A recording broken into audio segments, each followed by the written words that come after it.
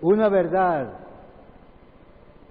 ampliamente demostrada en la Biblia es que cuando Dios perdona un pecado, miren lo que digo, cuando Dios perdona un pecado, cuando alguien se arrepiente de corazón, desde luego, y pide perdón por ese pecado, el Señor lo sepulta para siempre y nunca más lo menciona o hace memoria de él.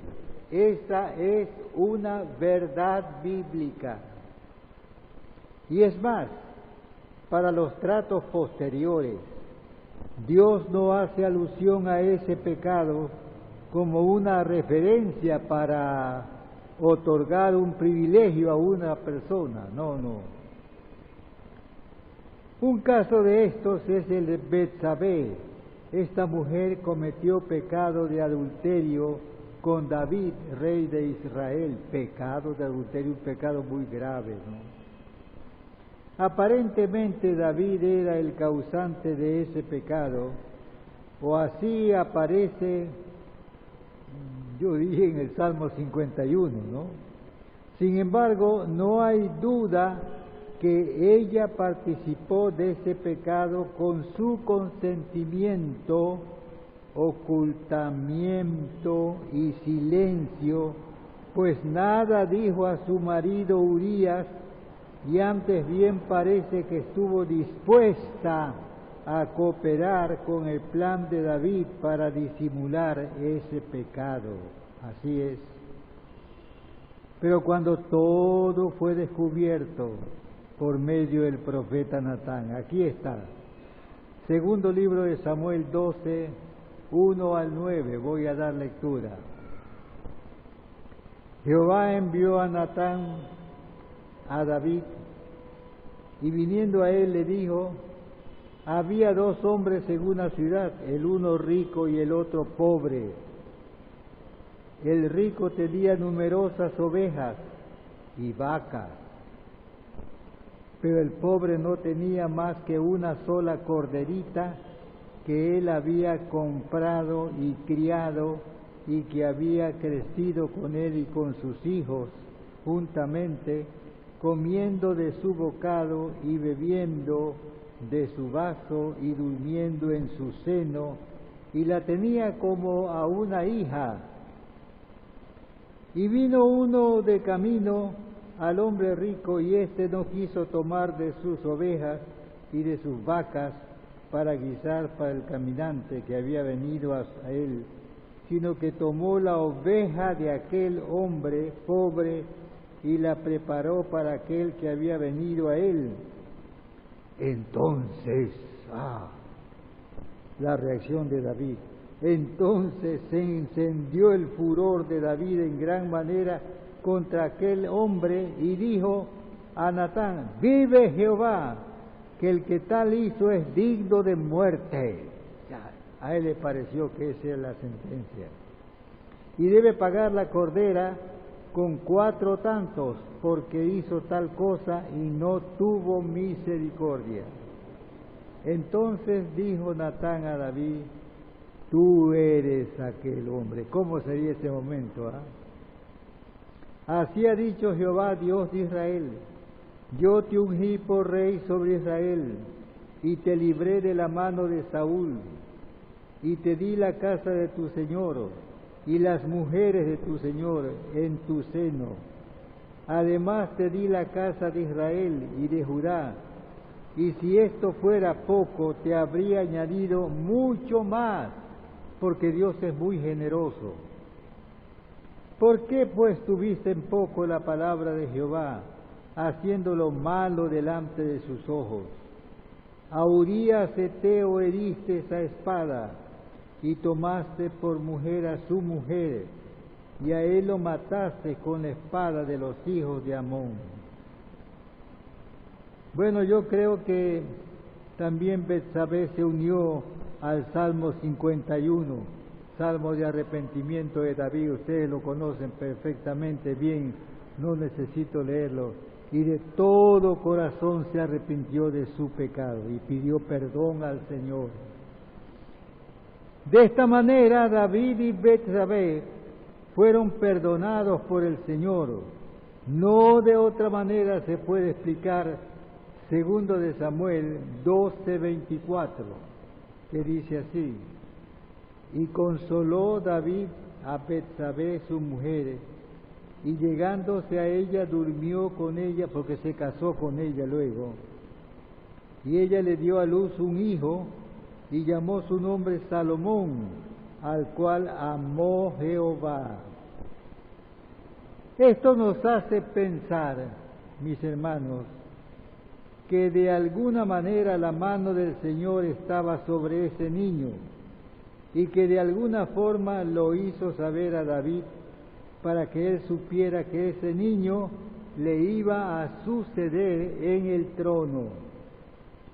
Por esta razón había jurado a su madre Betsabé que Salomón sería el próximo rey de Israel.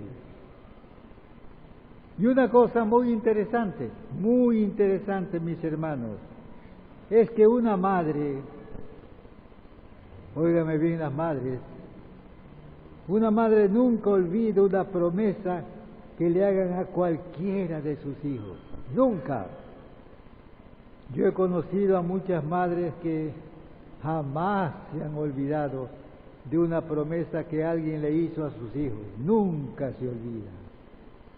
Betsabé desde ese día supo que era madre de un rey y se propuso criar a su hijo con ese objetivo: este va a ser rey, yo lo voy a criar con todas las atribuciones y cualidades y condiciones de un rey. Seguramente le habló de esto muchas veces a su hijo, destacándole este privilegio y procurando despertar en él inclinaciones de rey. Mas, cuando David llegó a ser viejo y no podía gobernar como lo hiciera antes, se notó el aporte de un marcado desgobierno, lo que dio ocasión a que se pensara que en cualquier momento David sería suplantado por cualquiera de sus hijos, quedando a un lado los planes que tenía con respecto a Salomón. Por ejemplo, había un hijo de David que tenía, a mi modo de ver, y al modo de ver de muchos escritores, todas las posibilidades de ganar el reinado, y ese era el joven Adonías, hijo de David. Leo Primera de Reyes 1, del 1 al 6. Cuando el rey David era viejo y avanzado en días, le cubrían de ropas, pero no se calentaba. Le dijeron por tanto sus siervos: busquen para mi señor el rey una joven virgen, para que esté delante del rey y lo abrigue y duerma a su lado, y entrará en calor mi señor el rey. Y buscaron a una joven hermosa por toda la tierra de Israel, y hallaron a Abisac, sunamita, y la trajeron al rey, seguramente con mucha prisa. Y la joven era hermosa, y ella abrigaba al rey y le servía, pero el rey nunca la conoció. Entonces Adonías, hijo de Agit, se rebeló diciendo: yo reinaré. Y se hizo de carros y de gente de a caballo y de 50 hombres que corriesen delante de él, hablando siempre a favor de él como posible sucesor del reino. Y su padre nunca le había entristecido en todos sus días con decirle: ¿por qué haces esto? Además, este era muy hermoso de parecer y había nacido después de Absalón. Todas estas cosas contribuían, ¿no? Era atrevido, era audaz, sabía dirigir una campaña que iba a su directo beneficio. Era de muy hermoso parecer. Lo que parecía era una debilidad de David, y por lo que no podía dejar de tener una ventaja. Además, había nacido después de Absalón. Ustedes recuerdan a Absalón, un joven que amó mucho a David, un hijo de él, el hijo que tanto amó David, y que bien pudo ser una especie de consuelo. Adonías es mi consuelo. El profeta Natán informa a Betsabé sobre los planes de Adonías y le da un importante consejo. Esto fue muy valioso aquí, me parece. Este plan consistía en dos partes. Vamos a ver. Primer libro de Reyes 1, 12 al 14. Ven pues ahora, le dice el profeta Natán a Betsabé, ven pues ahora y toma mi consejo para que conserves tu vida y la de tu hijo Salomón. Ven y entra al rey y dile, Rey, Señor mío, ¿no juraste a tu sierva diciendo, Salomón tu hijo reinará después de mí y él se sentará en mi trono? ¿Por qué pues reina Adonías? Todo el mundo sabe que está reinando ya Adonías, o por lo menos eso cree la gente. Y estando tú aún hablando con el rey, yo entraré tras ti y reafirmaré tus razones. Entra al aposento del rey y recuérdale la promesa que hizo en cuanto a Salomón. Yo entraré luego para confirmar tu palabra. Lo que dijo esta madre desesperada no fue algo precipitado, sino ordenado y correcto. Le recordó en una forma comedida y tinosa su juramento en cuanto a que Salomón su hijo reinaría en su lugar. Luego de esto le informó sobre los planes de Adonías y le dio los nombres de sus cómplices y sobre todo destacó el hecho que su hijo Salomón había sido ignorado por su hermano. Adonías había invitado a otros hermanos menos a Salomón, naturalmente. Le destacó finalmente que todo el pueblo de Israel estaba esperando cuál sería la reacción del rey, qué va a hacer el rey, como para obligarlo de este modo a que asuma una conducta inmediata.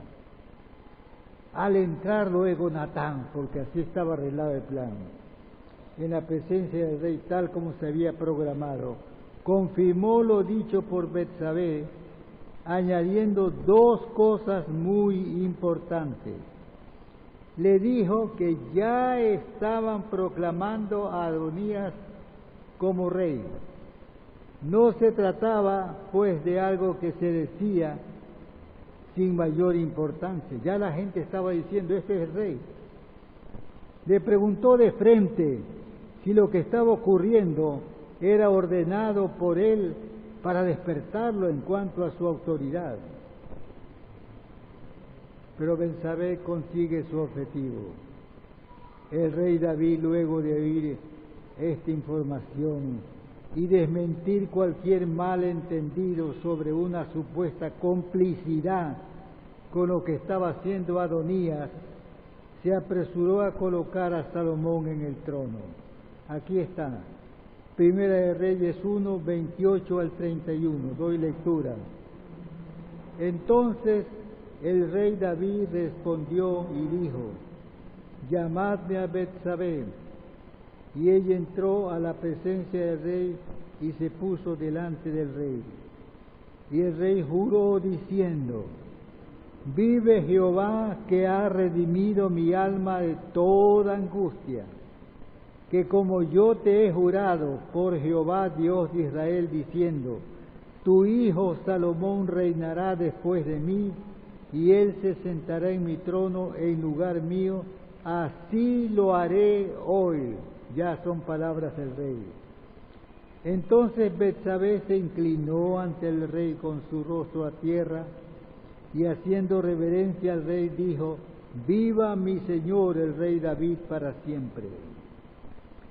El propósito de Betsabé, como ustedes se dan cuenta, hermanos, de esta madre, no era el de Agripina con León, esa era otra cosa. Ella no quería aprovecharlo para propósitos egoístas, no. Ella solo lo quería ver en el trono a su hijo, y cuando esto logró, quedó ahora sí plenamente satisfecha. Un error de Betsabé, acaso, en su deseo sincero de proteger a su hijo Salomón. Lo menciono también.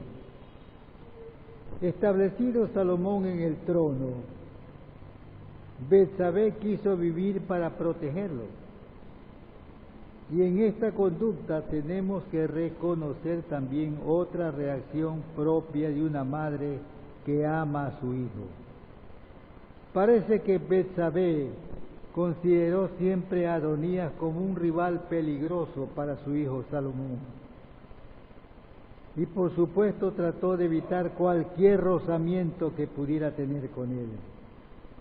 Adonías, conociendo que Betsabé era mujer de corazón noble y sin duda dándose cuenta también de sus afanes proteccionistas hacia su hijo Salomón, vino un día con esta petición. Primera de Reyes 2, 13 al 18. Entonces Adonías, hijo de Agit, vino a Betsabé, madre de Salomón, y ella le dijo: ¿es tu venida de paz? Él respondió: sí, de paz. Enseguida dijo: una palabra tengo que decirte. Y ella dijo: di. Él dijo: tú sabes que el reino era mío y que todo Israel había puesto en mí su rostro para que yo reinara, mas el reino fue traspasado y vino a ser de mi hermano, porque por Jehová era suyo. Ahora yo te hago una petición, no me la niegues. Y ella le dijo: habla. Él entonces dijo: yo te ruego que hables al rey, porque él no te lo negará, para que me dé a Abisac, sunamita, por mujer, esa mujer que le consiguieron a David. Y Betsabé dijo: bien, yo hablaré con el rey por ti. Pero la petición de Adonías fue rechazada, porque de acuerdo con las costumbres orientales, eso equivaldría a una traición. Además, Salomón se dio cuenta, lo que no reparó su madre, que su hermano iba en pos de propósitos ulteriores con esa petición. Y antes de considerar esa petición de madre, veamos lo que hizo Salomón. Primera de Reyes 2, 22, 25. El rey Salomón respondió y dijo a su madre: ¿por qué pides a Abisac, sunamita, para Adonías? Demanda también para él el reino, porque él es mi hermano mayor y ya tiene también el sacerdote Abiatar y a Joab, hijo de Sarvia. Y el rey Salomón juró por Jehová diciendo: así me haga Dios y aún me añada, que contra su vida ha hablado Adonías estas palabras. Ahora pues vive Jehová, quien me ha confirmado y me ha puesto sobre el trono de David mi padre, y quien me ha hecho casa, y como me ha dicho que Adonías morirá hoy. Entonces el rey Salomón envió por mano de Benaía, hijo de Joiada, el cual arremetió contra él y murió, lo mató a su hermano. La conducta de Salomón hacia su madre Betsabé. Déjenme hablar un poquito sobre esto. Aunque Salomón fue firme en sus principios como rey, de esa línea no se movió un solo centímetro. En el trato con su madre fue siempre generoso, respetuoso y amable. Un ejemplo de lo que decimos se encuentra en Primera de Reyes 2, 19 y 20. Vino Betsabé al rey Salomón para hablarle por Adonías, y el rey se levantó, fíjense, el rey se levantó a recibirla, y se inclinó ante ella, y volvió a sentarse en su trono, e hizo traer una silla para su madre, la cual se sentó a su diestra, y ella dijo: una pequeña petición tengo para ti, no me la niegues. Y el rey le dijo: pide, madre mía, porque yo no te la negaré. Salomón nunca se olvidó desde el punto de vista humano lo que le debía a ella, el trono, pues ella intervino oportunamente para interceder a su favor.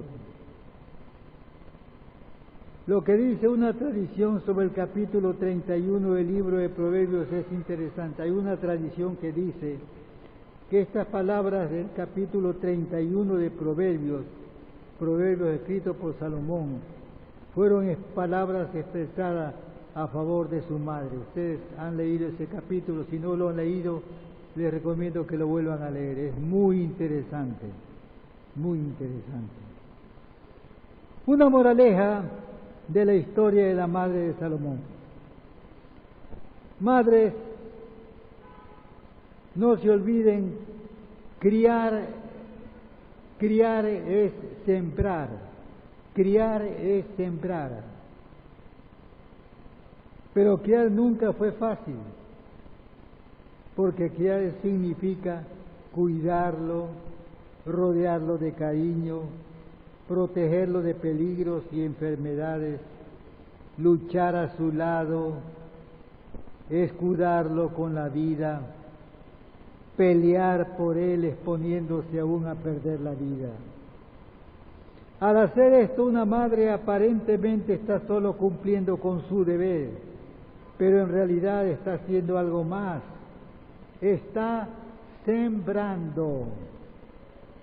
Algún día, como Betsabé, cosechará. Madre, ¿se siente usted cansada meciendo la cuna de su hijo? Algunas veces ya cansada de tanto trabajo. Siga meciéndola. ¿Quién sabe si usted está meciendo la cuna de un rey? Alguna vez la travesura de su hijo como que la exaspera y como que su paciencia se agota. Sea comprensiva. Reprenda sin ira a su hijo. Recuerde, está sembrando. Y no hay que confundir entre malcriar a un hijo y ayudarlo en su crecimiento y comprensión y cariño. Pues así como un hijo no olvidará los cuidados y desvelos de su madre, tampoco olvidará los desatinos y desaciertos. Recuerde, criar es sembrar. Betsabé supo criar bien a su hijo, Salomón, y cosechó en directa relación con su siembra. No, ella no podía recibir otra cosa sino la que recibió, su hijo rey. Convengo que hoy día son las cosas más difíciles que en el tiempo de Salomón y Betsabé. De todos modos, no quisiera discutir este punto. Lo que sí me parece y me atrevo a subrayar es que una madre cristiana tiene a su alcance todos los medios para criar a sus hijos sabia e inteligentemente. Puede ser, madre cristiana, que la cosecha no la vea tan pronto como quisiera, pero siga sembrando. Tal vez la cosecha la verá desde la eternidad. Y aunque se olviden, madres, de todo lo que hemos dicho esta mañana, tengan presente esta verdad. Salomón llegó a ser lo que fue porque Dios así lo quiso,